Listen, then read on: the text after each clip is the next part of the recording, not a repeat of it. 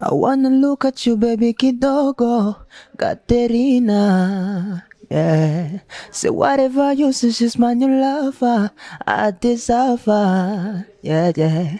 I wanna look at you, baby kidogo, Katerina. Yeah. So whatever you say, she's my new lover. I deserve her. Do anything to give you love, love, love, love, love, yeah. Feeling me, feeling love, feeling my dollars. Feeling me, feeling love, feeling my dollars. Are you wait now? Go see Jera Wifuza.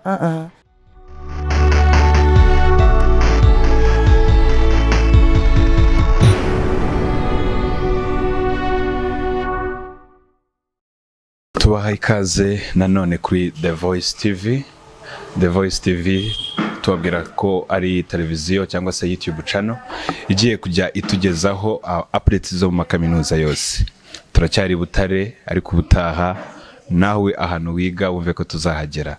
Nago ari ibiganiro twadukorera mu university gusa, tuzaza dukora ibiganiro no hanze ya universities ariko bigamije kwigisha urubyiruko, bigamije cyangwa se gutanga isomo mu rubyiruko rw'uyu munsi.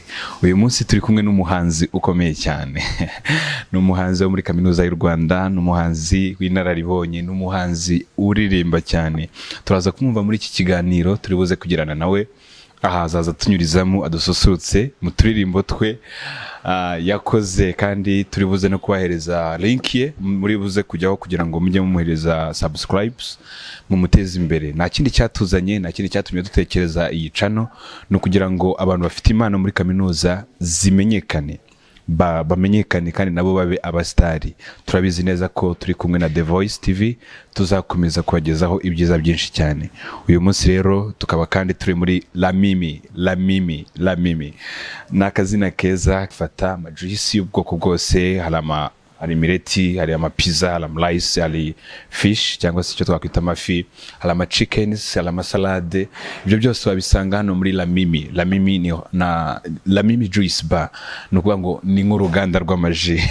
Niko nabyita, no kuvuga ngo muraza kuza rero ubonye muri weekend wahasohokera ukaza ukafata ifoto, ukaza ukafata ayo maji yo mu bwoko bwose. Ni hafi ya Credo, iyo urimo kuzamuka mu mujyi, ni mu kuboko kwa k'ibumoso utaragera kuri Credo neza. Aho hantu wahasohokera rero ukahafatira uri kumwe n'inshuti zawe. So tujya gutangira rero ikiganiro cyacu, turi kumwe n'umuhanzi ukomeye cyane. Muraje mu mumenye, abenshi mushobora kuba mwamucagaho muri Kaminuza mutabizi, ariko twebwe twakoze urugendo ruva i Kigali tuje kumusanga muri Kaminuza y'u Rwanda. Ni umusore mwiza, ni umusore muri buze kuganirizwa nawe, muraza kumwumva mu buryo burambuye mu kiganiro tugiye kujyana nawe. Tuguhaye ikaze. Murakoze cyane. Muri iki kiganiro kandi tujya ngo tubibutse neza ko ni ikiganiro ushobora kusanga kuri YouTube yacu channel. Turaza kubasharinga link abanyeshuri batandukanye muri makaminuza atandukanye, tuze kubahereza iyo link kugira ngo mubashe gukora subscription. Mu minsi iri imbere turabategurira byinshi byiza cyane. Turi kumwe n'umuhanzi uyu munsi, araza kutubwira amazina ye bwite, ariko araza none kutubwira amazina y'ubuhanzi. Ari izina buri muhanzi usanga afite amazina twavuga kwiranga muntu, ariko nanone hari izina ry'ubuhanzi abantu bamuziho. Reka noneho tumuhereze ikaze muri iki kiganiro. Araza kutubwira amazina ye bwite yitwa, aze nanone kutubwira amazina y'ubuhanzi. Tuguhaye ikaze. Murakoze cyane. Nitwa Rick Nganzo, izina ry'ubuhanzi. Nitwa Mutabazi Aime Patrick, amazina yanjye ari kuri ID. Yes. So ndumuhanzi uri kuzamuka ugitangira. Rick Nganzo ni umunyeshuri ariko nanone w'umuhanzi. Ni umuhanzi uzamutse, utaragera ku rwego rwo hejuru cyane, ariko hamwe na The Voice turabizi neza ko azazamuka, azagenda amenyekana. Afite indirimbo abakubwiye ko ari kuri Rick Nganzo, ushobora kubyandika muri YouTube yawe, warangiza ukamukurikirana ukamureba. Tugiye kujyana nawe ikiganiro rero cy'iminota itari mikeya.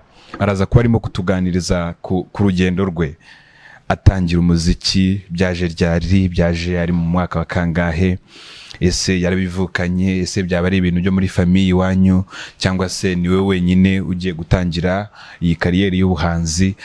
Rick Nganzo, watusobanurira neza uyu muziki wawe, ese ni umuziki wo muri famiye cyangwa se ni ibintu byatangiye ushobora kuba wenda warakunze, wabonye abahanzi bo muri iki gihugu uravuga uti nanjye ndumva bino bintu nabikora kandi bikambyarira wenda amafaranga cyangwa se nkabibonamo ubundi butunzi butandukanye?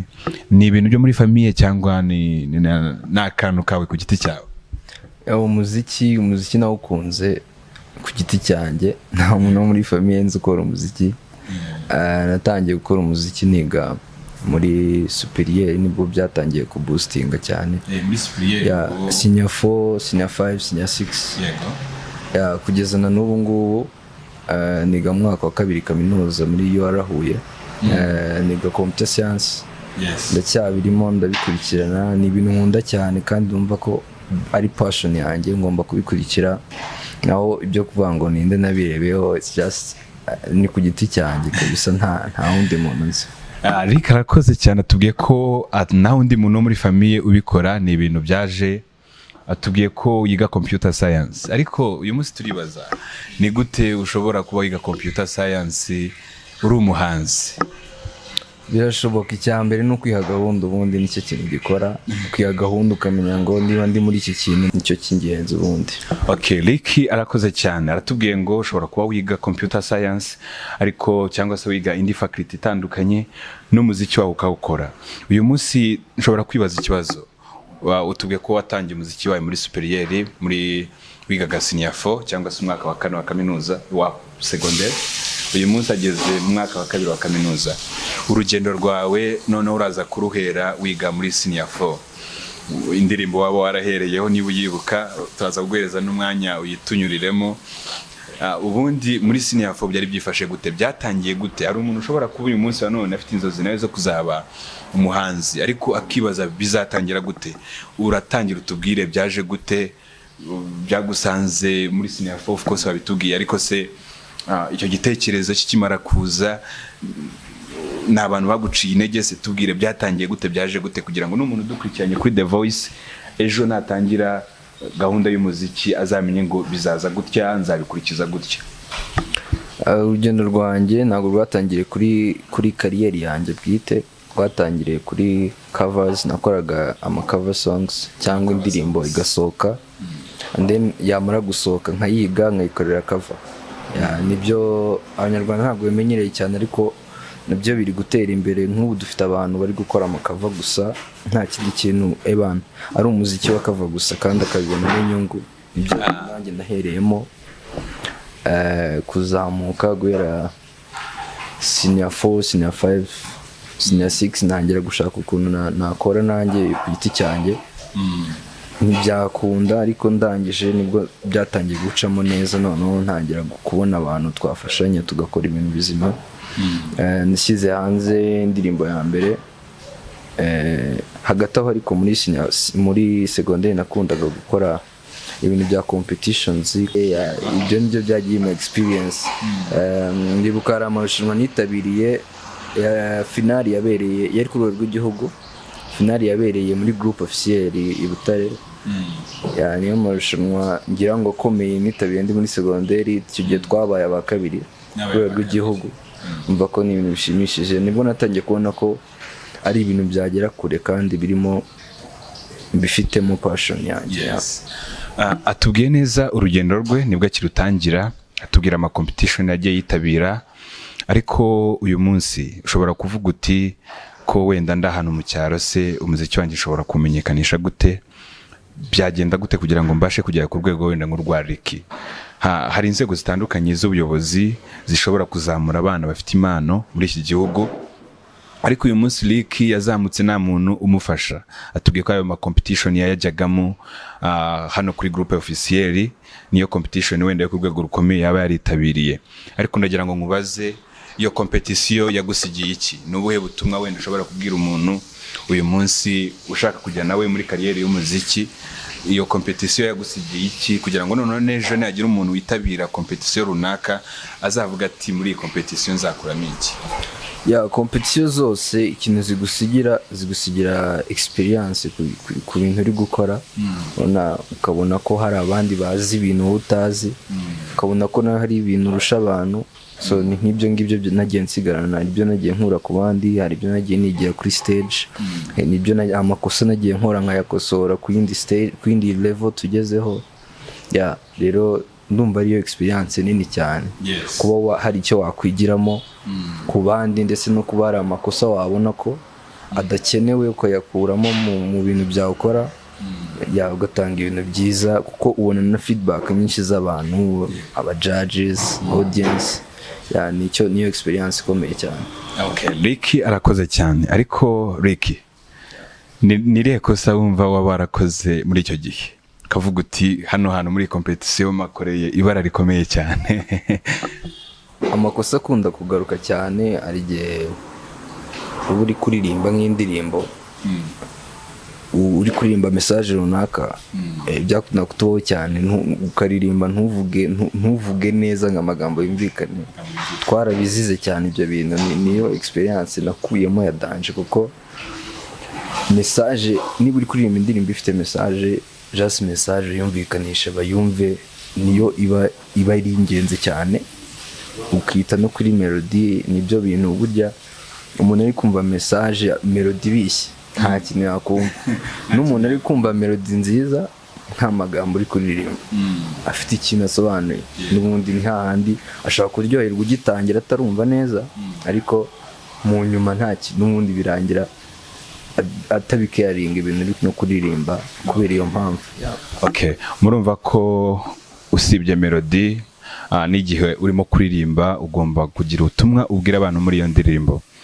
Wenda tugaruke ku muziki wawe nanone nkuko turimo kuganiraho, message yawe wumvaga urimo gutanga, cyangwa se ibihangano byawe ukora, urimo gutanga ubuhe butumwa, urimo kubwira public igukurikiranye, niye message urimo gutanga mu muziki wawe?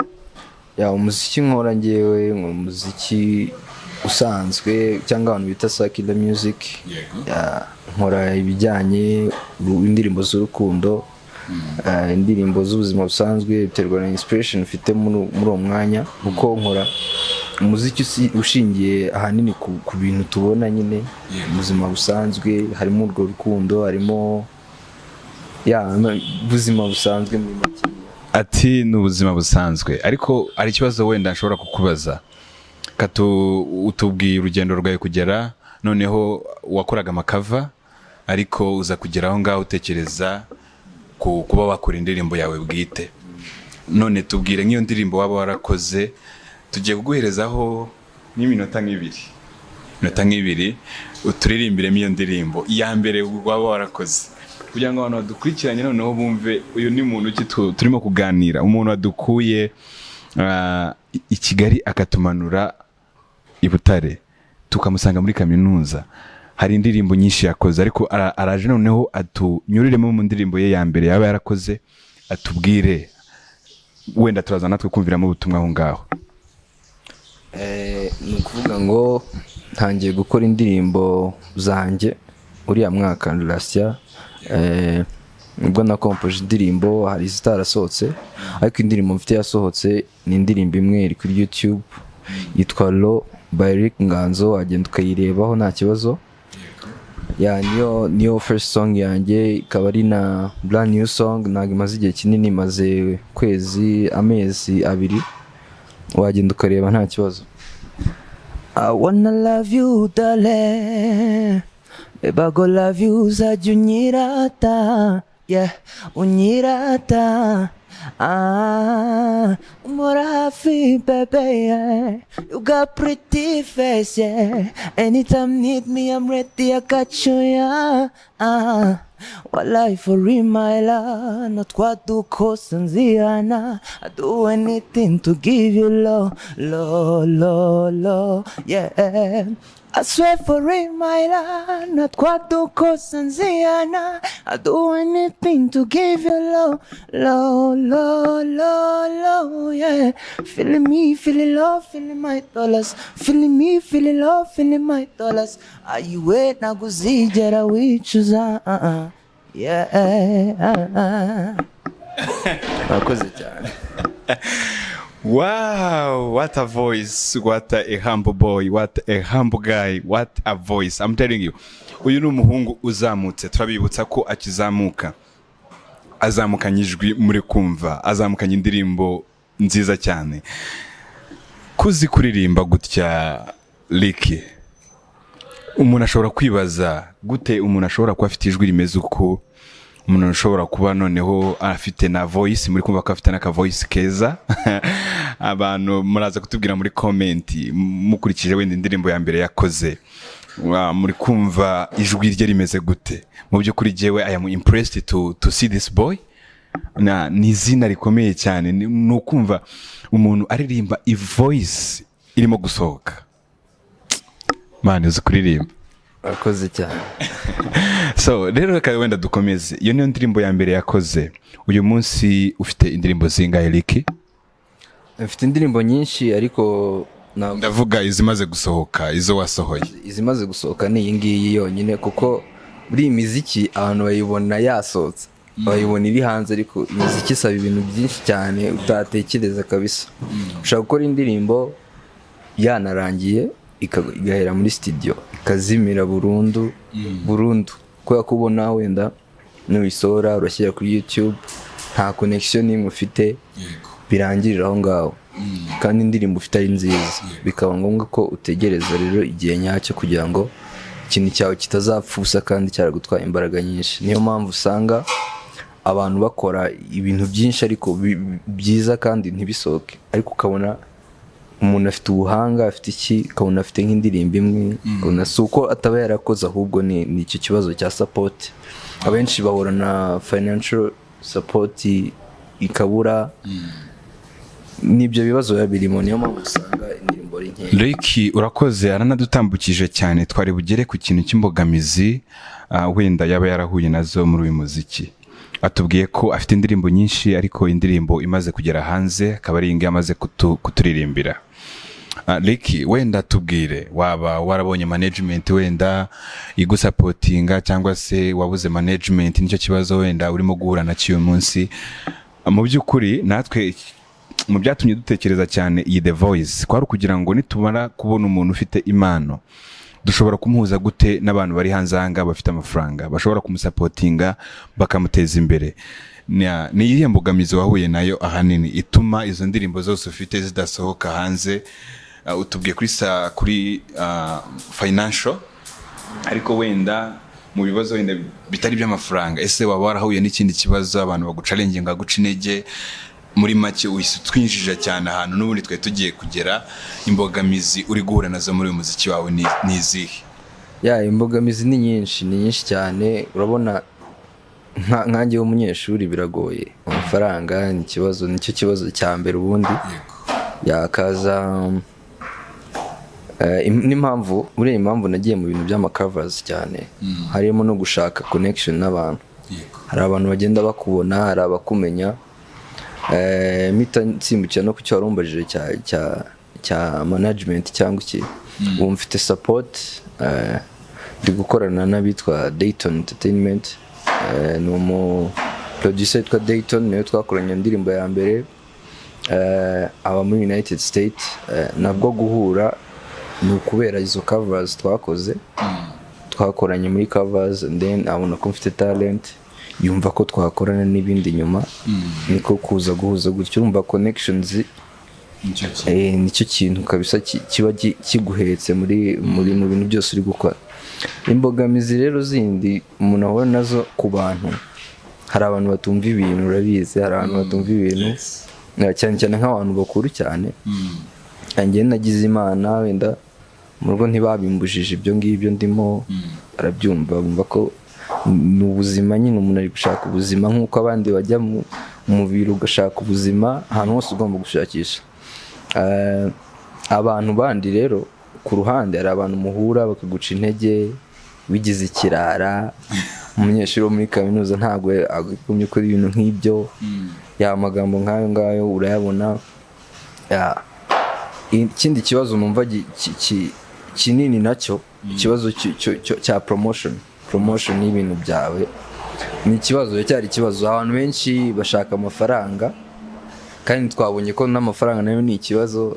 Kumva rero ni ibintu biracyagoye, ariko biragenda bikemuka gake gake ko abantu batumenya, kuko bimaze kugira audience birakorohera. Ikintu ukoze kiguhereza amafaranga, amafaranga ukayaheraho.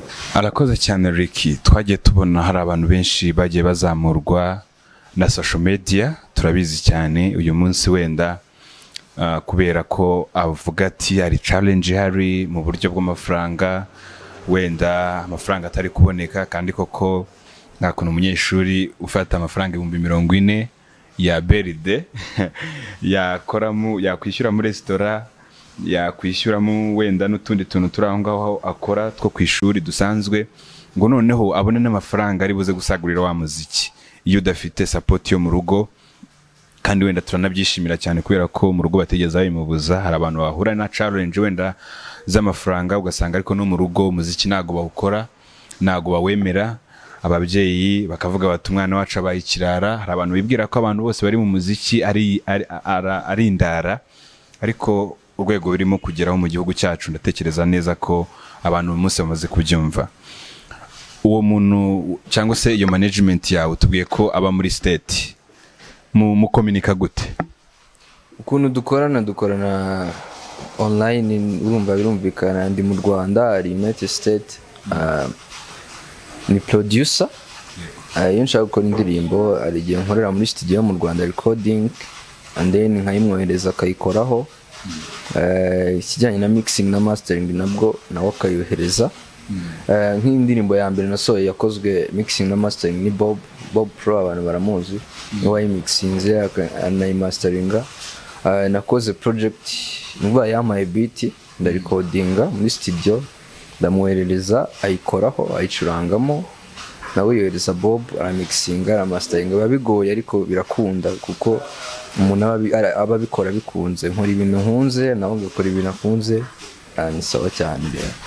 Nanone ndumva uyu munsi yiga muri Kaminuza y'u Rwanda i Butare, ariko se haba hari umuntu muri Kaminuza wenda katuvuge wenda umuyobozi wo ku rwego rw'abanyeshuri, cyangwa se wenda umuyobozi utari umuyobozi w'abanyeshuri, umuyobozi wenda nka ba principal cyangwa se ba dean bande muri Kaminuza wigamo, hari abantu bashinzwe kureba impano z'abanyeshuri ku buryo bashobora kuba promotinga?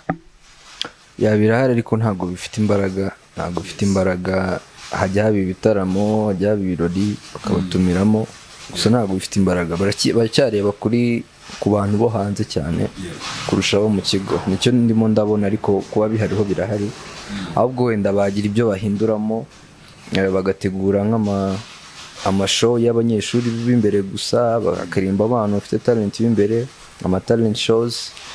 Nicyo numva cyahindukamo cyane, kugira ngo abanyeshuri bamenye n'abantu babo bafite impano.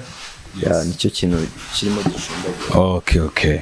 Mu by'ukuri murumva ko Kaminuza nubwo bari gutanga katuvuge uburere, bari gutanga amasomo, ariko hayakwiriye kugaragara department ishinzwe noneho abantu bafite amatalent. Nibuka ko hari yitwa career guidance ibahangaha muri Kaminuza.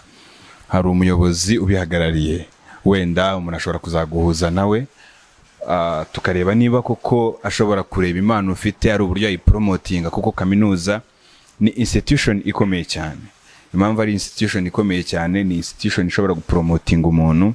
Ariko niba hakiri ikibazo kigaragara ko bari gutumira noneho abantu bo hanze, kandi of course muri Kaminuza harimo amatalent bari bakwiriye kuzamura kugira ngo abo bana bige, ariko bige niba koko mu kubibona icyerekezo cy'igihugu cyacu. Barimo kureba cyane, barimo gushishikariza abantu kwihangira imirimo. Umuntu ashobora kuzasoza Kaminuza wenda agashaka akazi akakabura, ariko nekereza ko uyu munsi niba dufite uburezi buri kureba gusa ku masomo, butari kureba ku mpano z'abanyeshuri, haracyari ikibazo. Mu byo wenda bakwiriye kutuvuganira abayobozi wenda ba Kaminuza bazakurikira The Voice, cyangwa se abayobozi b'abanyeshuri, bari bakwiriye kureba cyane no ku mpano z'abanyeshuri bafite, noneho bakazizamura, bakazidevelopinga, kugira ngo umuntu ave muri Kaminuza atari umuntu ugiye gushaka akazi, ahubwo ari umuntu urimo gutanga akazi. reka wenda tugaruke ku muziki wawe bwite. Umuziki uyu munsi wa none hari ikintu waba warakugejejeho? Kirahari, biri kugenda biza. Urumva maze gukora indirimbo imwe gusa, ariko namaze kugira already audience nkurikira. Hari abagiye mpura n'umuntu ntanamuzi nkabona waranzi. Iyo bundi umuntu ukora imiziki, iterambere rya mbere ni ukugira abantu, uko abantu nibo bajya kureba za ndirimbo zawe. Umuntu niwe ukunda indirimbo yawe akayiha undi, ukumenyekanisha ku wundi muntu. So ndumva niryo terambere rya mbere, kuba wagira abantu nyine bagukurikira tu. Uraza kongera utubwire muri za ndirimbo wenda zawe zishobora kuba zitarajya hanze, sinzi niba byemewe, uraza kutubwira cyangwa se uraza kuduha uburenganzira utunyuriremo imwe mu ndirimbo wenda ukunda cyane. Wenda hari abantu badukurikiye bazakurikira The Voice, umuntu akaba interested akavuga ati ariko uyu muhungu afite impano, noneho namupromotinga. Hari management wenda irenze kuyo yari afite uyu munsi, ushobora kumureba ukavuga uti afite indirimbo nyinshi zitarasohoka, ariko jewe wenda ndagukorera indirimbo 2, ndagukorera indirimbo 3 mu ndirimbo zawe zitarasohoka. Wakongera ukatunyurizamo kugira ngo wenda badukurikiranye bataza kurambirwa nko mu minota 2 cyangwa se 1 urengaho, uturirimbire indirimbo muzo ufite zitarajya hanze. Kibazo ariko kubera ari indirimbo ziba zitarasohoka, unaririmba agace gatoya, ahubwo wenda nazirimba nk'ebyiri zitarasohoka kugira ngo bibe birebireho gato. Baby love, I feel so happy when I'm with you, yeah. I feel so happy when I'm with you.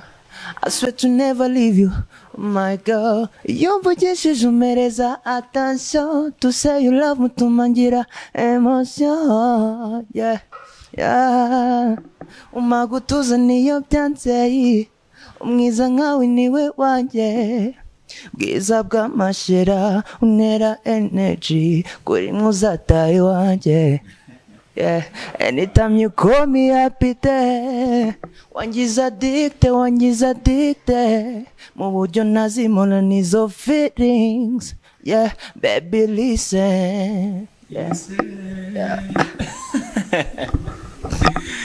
Wow.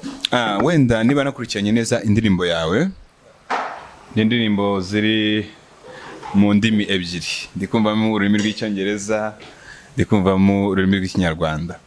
Kubera iki wahisemo gukora mu ndimi zose?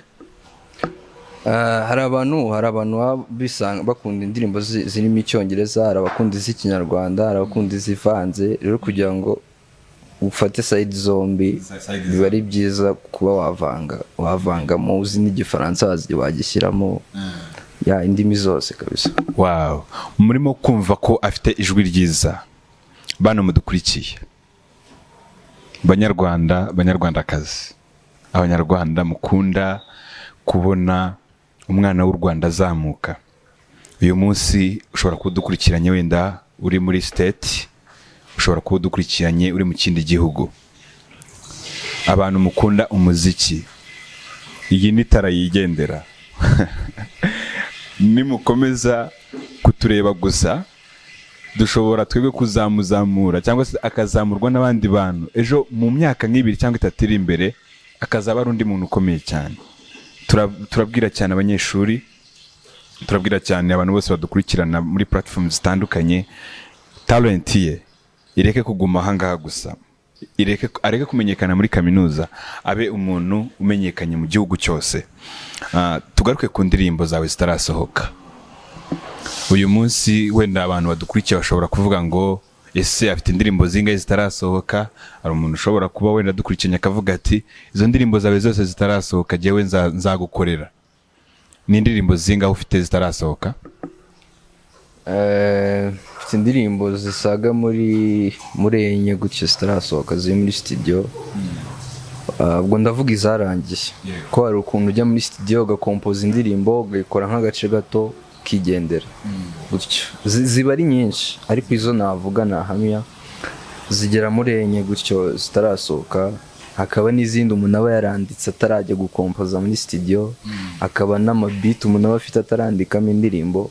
Biba ari byinshi cyane, ahubwo nabonye support cyangwa ubushobozi bundi yakora ibintu byinshi kabisa kandi byiza.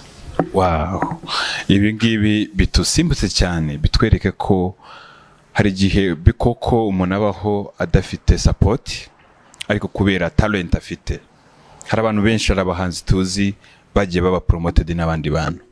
Ndagira ngo rero abantu bose badukurikiranye, uyu muntu ufite imana imeze gutya, uyu musore ukiri mutoya ugifite igihe cyo guhanga indirimbo nyinshi, ariko agifite ikibazo cy'uko indirimbo ze zigenda zigahera ahantu kubera support cyangwa se ubushobozi bukeya, cyangwa se n'amasomo muri kaminuza amutwara agatuma wenda ataba concentrated.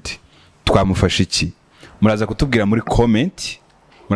muri comment niki mubona noneho gikwiriye gukorwa, natwe tumutera inkunga.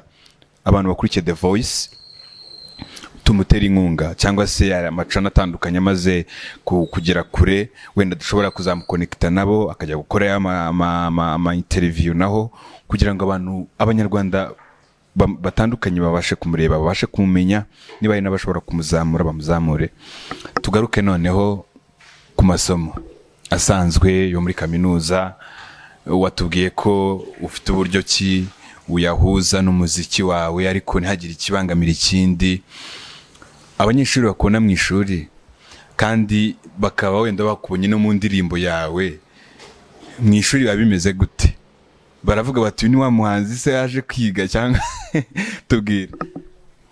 Nta kibazo kiri mu ishuri, kuko mu ishuri iyo ugezemo biba ari ukwiga, nta kindi kintu, nta yindi activity iba mu ishuri, ni ukwiga. Ntiwajya imbere ngo uririmbe, mwarimu ntiyabwira ngo turirimbire, ni ukwiga. Rero ntaho biba bihuriye cyane n'umuntu muhuriramo yarakubonye mu ndirimbo, abona ko waje uri nk'undi muntu. Ntago ukunda kubyitaho cyane, keretse nk'umuntu wawe cyane niwe ubitindaho, ariko ntago bikunda guhura cyane n'ishuri. Yes. Yeah.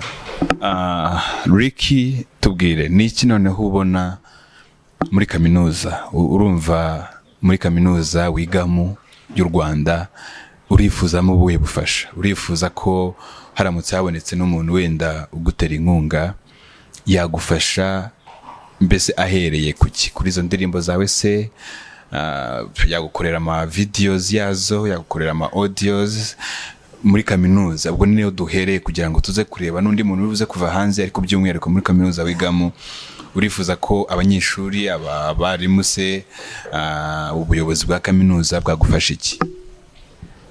Support ibikenewe cyane niyo amafaranga, ariko kuko hari ibintu byinshi umuntu aba akeneye, support yose yagira ikintu ihindura yaba ari ingenzi cyane. Umuntu ashobora kuza kuvuga ati ngiye mfite kamera wenda idakora, urumva nzi no kuyikoresha, cyangwa ndagutiza ibikoresho bya videography byose, gende mukore, umva cost bigabanutse video. Umuntu ashobora kuvuga ati ngiye mfite link n'uyu mu producer, akaguhuza nawe mugakora. Umuntu ashobora kukubwira ati ngiye mfite show imeze gutya no gukizazamo abo bantu, ndagushyira kuri list uzajya guperforminga. Iyo n'indi support. Support ni nyinshi. Nge numva ko support yose n'uwasharinga link, n'uwakwereka undi akavuga ati dore uyu muntu murebe, ni support ziba zifite value nini cyane kuri career y'umuntu. Arakoze cyane Ricky. Urumva ko niba hari abantu muba muziranye n'abaproducer, muba muziranye wenda n'abantu bakora bategura ibitaramo, avuze ko umuntu wari we wese wamufasha kumenyekanisha umuziki we yamufashije ikintu gikomeye cyane, yabamufashije ikintu gikomeye cyane. Ndagaruka cyane hanini kubera ko tuba twiga muri kaminuza, turi abantu baturuka impande zitandukanye. Ushobora kuba uziranye n'umuproducer runaka ukamukonekita nawe, ushobora kuba kandi wenda ufite kamera uvuga uti ku bijyanye noneho na bijo wari wateguye yo gukora video y'indirimbo yawe, jewe nzagufatira amashusho ya naya, wenda iyo cost uzayimbareho. Noneho katujye noneho ku rwego rw'igihugu, uyu munsi baguhuje na minisitiri wenda wa siporo n'umuco, urashaka kumusaba wenda, cyangwa se n'undi muntu wari we wese wo muri iki gihugu, uvuga uti imbaraga yazishyira hehe mu muziki wawe? imbaraga nyinshi zijya ubundi muri financial support, kuko nicyo kintu kiba gihetse ibintu byose. Nta kintu ushobora gukora udafite amafaranga. Nakwiye ko na promotion y'ubwayo nayo ikenera amafaranga. Ushobora gukora indirimbo ikarangira ariko ikagupfana ubusa, usanga wenda yarebwe n'abantu 100 wahishiyemo 500 wenda, urumva abantu 100 nta n'amafaranga na makeya uba ukuyemo. Financial support rero niyo ihetse ibintu byose. Ngiye ikintu nabasaba abantu bakuru cyane, niyo ataba ari nge gusa, ariko bakoze nk'ama project yibanda ku muziki, cyangwa bagashora abantu bafite amafaranga bagashora mu muziki, abantu bategura ibitaramo bakareba mu bantu bari hasi bari kuzamuka. Ni ibintu byagenda bifasha, kuko byafasha umutoya bigafasha no hejuru wageze ku yindi level. Numva ko ni ibintu byazamura igihugu kabisa mu buryo bumwe cyangwa ubundi, kuko buriya na promotions zikomeye cyane zikorwa n'abanyamiziki. Uzabirebe promotions ya advertisement, ibitaramo biramamaza ikintu kikagera kure. Nta kindi usibye gusupporting umuziki bahereye hasi. Ubwo ngira ngo nkomeze nkubaze kubijyanye n'iyimvugo twumva mu bantu ngo abanyeshuri iyo ari umuhanzi ibintu by'ishuri arabireka, ubibona ute wowe? Apinge ntabwo ariko mbibona, kuko nk'ubu nkanjye ndiga kandi ngeze kure niga. Nahereye mu wa mbere primaire, ngeze mu wa kabiri university niga. Sinigeze nanga imiziki, sinigeze mva mu ishuri. Mbona ibintu bibiri bishobora guhuzwa kandi bikagenda neza. Ukurikije wenda nk'uko wagiye utubwira mu ndirimbo zawe, buri muntu yazamuka buriya aba afite umuntu areberaho w'icyitegererezo, ariko tutaragera kuri ako kantu ndagira ngo wenda usobanurire abadukurikiye ni izihe mbogamizi ubona ziba mu muziki nyarwanda. Ni ukubera iki umuziki nyarwanda udatera imbere? Ni ukubera iki hari ibindi bihugu tubona byateye imbere mu muziki? Ubona hari izihe mbogamizi zibaho zituma umuziki w'abanyarwanda udatera imbere? Impamvu ya mbere nini inagaragarira buri muntu wese nuko ntago abantu bashora imari bashyira imbaraga mu muziki cyane. Amafaranga menshi ntago ajya mu muziki, amafaranga menshi yajya mu bindi bikorwa bitari imiziki. Niyo mpamvu usanga umuziki uri gusigara inyuma, izindi departments zikazamuka. Impamvu waba udatera imbere ni ukubera ko abo bashoramari batashoramo amafaranga mu muziki? Ntago harimo government intervention cyane. Ntago government ishyiramo imbaraga mu muziki, kuko turebye ibikorwa byagiye bizamuka byinshi byagiyemo izo mbaraga. Tubona Made in Rwanda itangiye ejo bundi, reba urwego igezeho. Visit Rwanda itangiye ejo bundi, urwego igezeho. So ikintu cyose kigiyemo imbaraga za leta cyane n'abaturage bagashyiramo izabo kirazamuka. Ubona nko muri Nigeria bamaze kugera kuri level y'uko umuntu uvuga Nigeria kumva umuziki, Nigeria ukumva umuziki, England, Ubwongereza, Espagne ukumva football, kubera nibyo bintu bashyizemo imbaraga cyane. Natwe rero tubikoze gutyo byabyara ikintu kinini cyane, byatuma tumenyekana ku yindi level mu muziki kabisa.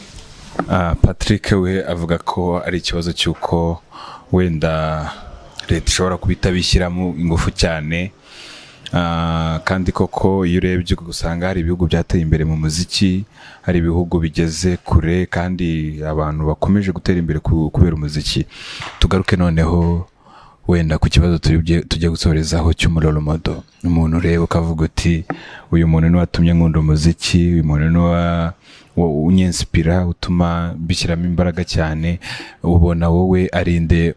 Ese ni umunyarwanda? Hari abantu usanga bafite abantu bakora umuziki ariko akaba inspired n'umuntu wo hanze. Reka tuhaze turebe mu gihugu cyacu, ubundi ndi kwinspira.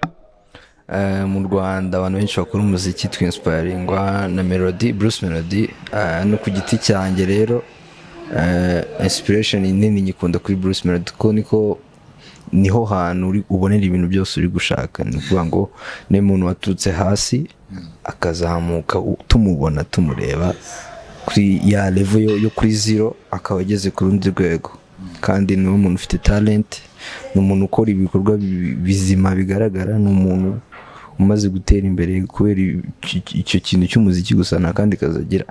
Niyo mpamvu abantu benshi tumwirifaringaho rero. abanyamuziki benshi mu Rwanda bati ni Bruce Melody, watunyuriramo gakeya mu ndirimbo ya Bruce wenda turimo tugana ku musozo?